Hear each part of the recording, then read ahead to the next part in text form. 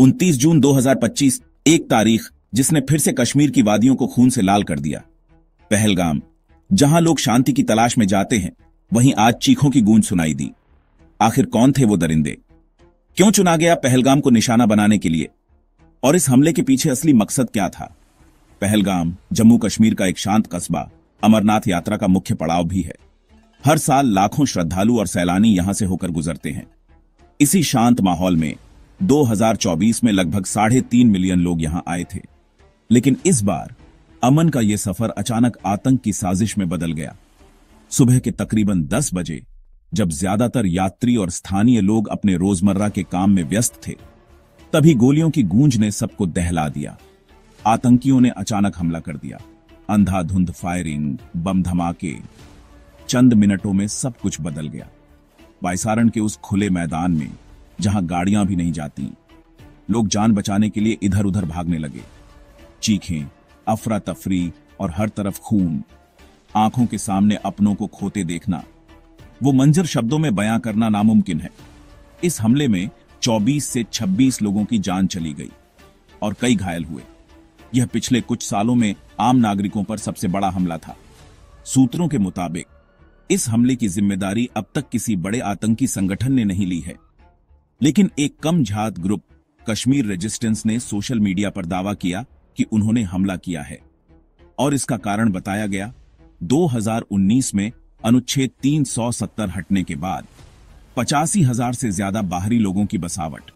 उन्होंने और हमलों की धमकी भी दी है। हालांकि इस दावे की स्वतंत्र पुष्टि नहीं हो सकी है। शुरुआती जांच में कुछ विदेशी कनेक्शन की भी बात सामने आई है। कई सवाल उठते हैं। क्या यह हमला अचानक हुआ था, या फिर इसके पीछे महीनों की तैयारी छुपी थी? क्या टूरिस्ट्स को निशाना बनाकर डर और अस्थिरता फैलाना मकसद था, या फिर कश्मीर की बदलती आबादी को लेकर कोई संदेश देना था? हमले के तुरंत बाद भारतीय सेना और पुलिस ने पूरे इलाके को घेर लिया।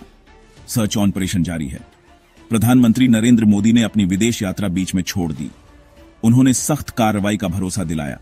दोषियों को बख्शा नहीं जाएगा। गृहमंत्री अमित शाह ने श्रीनगर में आपात बैठक बुलाई। पुलिस ने जगह जगह नाके लगाए। गाड़ियों की तलाशी ली जा रही है। जम्मू कश्मीर के उपराज्यपाल मनोज सिन्हा ने भी स्थिति पर नजर बनाए रखी है। इस हमले के बाद भारत और पाकिस्तान के बीच तनाव काफी बढ़ गया है। भारत ने पाकिस्तान पर आरोप लगाए और कई कड़े कदम उठाए, जैसे सिंधु जल संधि में भागीदारी रोकना, वाघा बॉर्डर बंद करना, दूतावास स्टाफ कम करना, पाकिस्तानी सैन्य अधिकारियों को देश से निकालना और दक्षिण एशियाई क्षेत्रीय सहयोग संघ के तहत पाकिस्तानी नागरिकों को भारत छोड़ने का आदेश देना।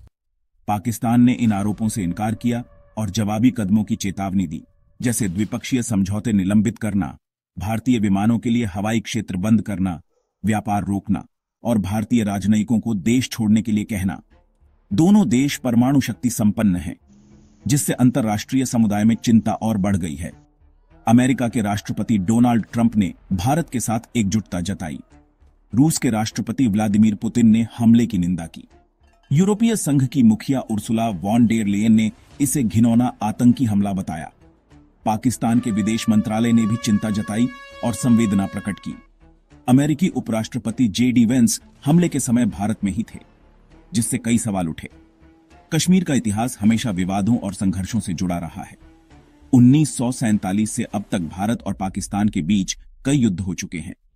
1989 से यहां सशस्त्र विद्रोह जारी है। 2019 में अनुच्छेद 370 हटने के बाद करीब 5 लाख भारतीय सैनिक यहां तैनात हैं। टूरिस्ट्स पर इस तरह के बड़े हमले बहुत कम हुए हैं। पिछले साल जून में हिंदू तीर्थयात्रियों की बस पर भी हमला हुआ था, जिसमें 9 लोग मारे गए थे। मार्च 2025 में पाकिस्तान में जाफर एक्सप्रेस ट्रेन हाईजैकिंग में 26 लोगों की मौत हुई थी। इस ताजा हमले ने पहलगाम की शांति को चकनाचूर कर दिया है। स्थानीय लोगों और पर्यटकों में डर और चिंता है। हर तरफ गम, गुस्सा और निराशा है। सरकार और सुरक्षा एजेंसियों पर दबाव है कि दोषियों को जल्द से जल्द सजा मिले। लेकिन सवाल यह है, हर बार हम खो देते हैं अपने सपूतों को, मासूम लोगों को। कब थमेगा ये खूनी खेल?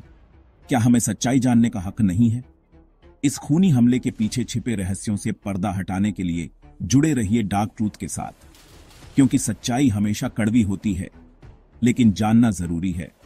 क्रेडिट्स रिसर्च BBC, अल जजीरा, रॉयटर्स, आवाज। डार्क ट्रूथ लेखन और संपादन डार्क ट्रूथ टीम।